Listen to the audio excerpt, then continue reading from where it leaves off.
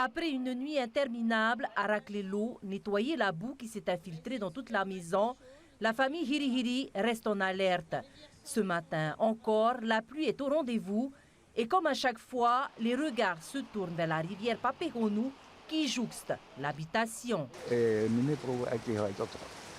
Nous n'avons pas dormi. À 2 reprises hier soir, nous avons dû nettoyer. Une première fois vers 21 h et peu de temps après, l'eau s'est de nouveau déversée. Nous avons nettoyé jusqu'à ce matin. Heureusement qu'il y a eu l'aide des enfants qui sont venus de Papeete. C'est la 3e fois que nous sommes confrontés à ce type d'inondation. Et ce n'est pas faute d'avoir interpellé le ministère de l'Équipement. Aucune réponse. Il n'y a pas de tout.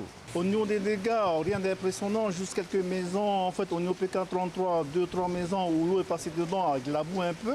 Je suis parti voir ce matin encore. Et aussi, en fait, au début de Papara, c'est plus 2 maisons qui ont été touchées. Toujours pas la même chose, l'eau qui est rentrée en venant un peu de la boue par dedans. Plus loin, à Afariri, en à peine une heure de pluie, plusieurs servitudes sont sous l'eau, empêchant certains riverains de sortir. En cause des rivières encombrées par des déchets en tout genre.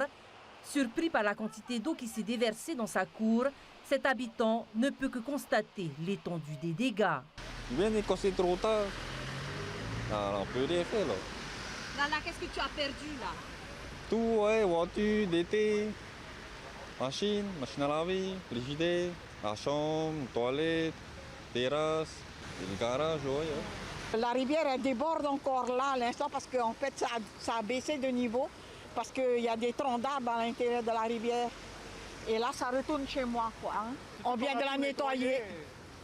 On était complètement inondés. Nos appareils ménagers flottaient dans la maison en espérant qu'on va pouvoir les faire remarcher. Depuis hier soir, les équipes municipales et les sapeurs-pompiers sont à pied d'œuvre pour porter assistance aux riverains et limiter les dégâts.